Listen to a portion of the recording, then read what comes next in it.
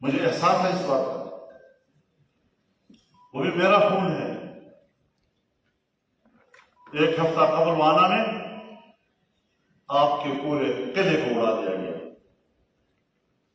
اور لاتعداد ہمارے فوجی جوان شہید ہوئے۔ ایک ہفتہ پہلے کل بنو میں واقعہ ہوا، ایک حملے نے پورے پولیس اسٹیشن کو اڑا دیا، جتنے وہاں سپاہی تھے وہ سب کے سب شہید، اور آج تمام شہر کے اور علاقے کے تھانوں کی پولیس وہ اپنے اپنے تھانے چھوڑ چکی ہے اور پولیس لائن میں آ کر جمع ہو گئی ہے۔ جو مقامات ہمارے تحفظ کے لیے تھے آج ان کو خود تحفظ حاصل نہیں۔ کس کے پاس ہے؟ بس ہمارا کیا حق کہ جشن مناتے رہیں گے؟ ہم روایتی لوگ ہیں، اگر میں غم کے اندھیروں میں کھڑا ہوں، اگر میں خون کے جھیل میں کھڑا ہوں، ہر طرف میرا خون بہ رہا ہے، تو ایسے ماحول میں کم از کم میں جشن نہیں منا سکتا۔ بڑا دل ہے لوگوں کا کہ ہر طرف خون بکھرا ہوا، زندگیاں غیر محفوظ، اور ساتھ ساتھ ہم جشن منا رہے ہیں۔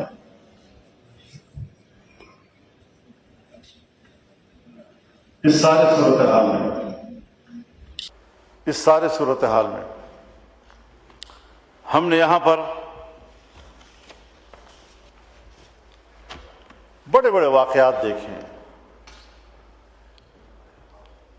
مولانا ادریس کا واقعہ کوئی معمولی واقعہ نہیں ہے، روزمرہ کی بات کر رہا ہوں، روزمرہ کی بات۔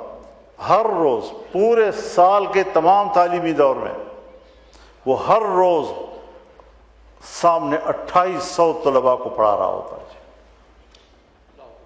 بیک وقت، ایک مدرسے میں 1300، دوسرے مدرسے میں 1500۔ یہ ہمارے اثاثے ہیں، اس کے باوجود ان کو شہادت کے لباس میں دفن کیا گیا۔ تو مجھے یہ شعر یاد آیا، فیض کا شعر ہے کہ اپنے سر کے اوپر کفن کو ٹیڑھا کر کے رکھو تاکہ دشمن کو یہ گمان نہ ہو کہ میں غرور عشق کا بانک پن گنوا چکا ہوں۔ وہ زندہ ہے، تمام شہداء زندہ ہیں۔ میرے اداروں کے نوجوان اگر جا رہے ہیں، وہ اپنا خون اپنی مٹی کو حوالے کر رہے ہیں، اپنی جانیں مٹی کے حوالے کر رہے ہیں، تو ہماری پالیسیاں کدھر ہیں؟ امن و امان نہ ہو، کاروبار کہاں ہوگا؟ آج میرے علاقوں میں، جناب اسپیکر توجہ سے سن لیجئے اس بات کو، کوئی حکومتی ریٹ موجود نہیں۔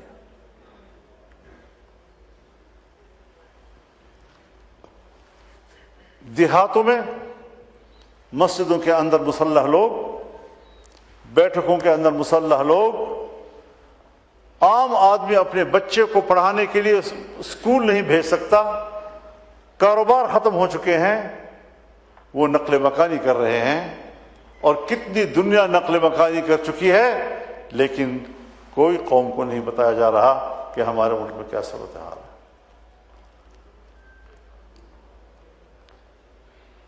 میں ڈیرہ اسماعیل خان سے تعلق رکھتا ہوں، ٹانک میرا علاقہ ہے، لکی مروت میرا علاقہ ہے، بنو میرا علاقہ ہے، میں ان علاقوں سے ووٹ لیتا رہا ہوں، ان علاقوں نے بار بار مجھے پارلیمنٹ میں بھیجا ہے، یہ میرے آنکھوں کے سامنے کے علاقے ہیں۔ ہمارا کوئی سپاہی محفوظ نہیں ہے، کوئی سولجر ہمارا محفوظ نہیں ہے، کوئی شہری ہمارا محفوظ نہیں ہے. ایک ہی گاؤں میں چھٹی پر آیا ہوا ایک نوجوان صبح لے گئے صحرا میں، اس کی ویڈیو بنائی اور اس کو قتل کر دیا. اور اسی گاؤں سے ظہر کے بعد دوسرے بندے کو لے گئے اور مغرب سے پہلے اس کا واپس. اس طرح ہماری جانیں آسان ہو گئی، اس طرح ہمارا خون ردان ہو گیا. آپ پیٹرولیم کی قیمتیں بڑھائیں، پیٹرولیم کی قیمتیں بڑھائیں، لیکن یہ بھی تو دیکھیں کہ آپ کی پالیسیوں کے نتیجے میں میرا خون کتنا سستا ہو چکا ہے. کبھی احساس ہے ہمیں اس بات کا؟ جب میں نہ ملک کے لیے، نہ اس کے امن و امان کے لیے، نہ کسی شہری کی حفاظت کے لیے کوئی پالیسی بنا سکتا ہوں، نہ میں اس کے خوشحال معیشت کے لیے کوئی پالیسی بنا سکتا ہوں، تو پھر حکومت تو نہ رہی. حکومت کے دو ہی کام ہوتے ہیں کہ لوگوں کی معیشت کو ٹھیک کرے اور لوگوں کے انسانی حقوق کا اور جان و مال کا تحفظ کرے. نہ ہم لوگوں کو معیشت دے رہے ہیں اور نہ ہم لوگوں کو جان و مال کا تحفظ دے رہے ہیں. اور اس بات کا بھی کوئی نوٹس تو لے کہ یہاں سے جب بجٹ پاس ہوتا ہے اور کسی بھی اسکیم کے لیے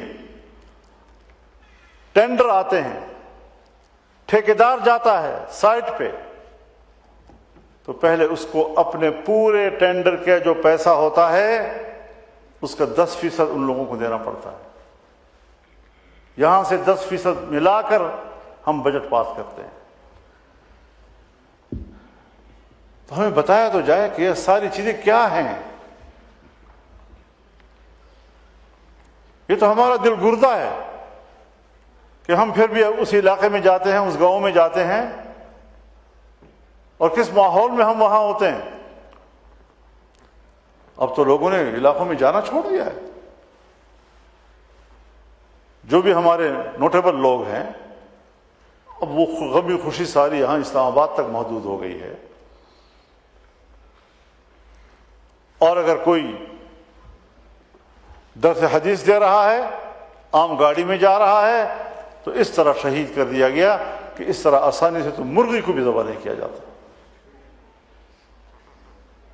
جتنا ان اہم لوگوں کو شہید کیا گیا.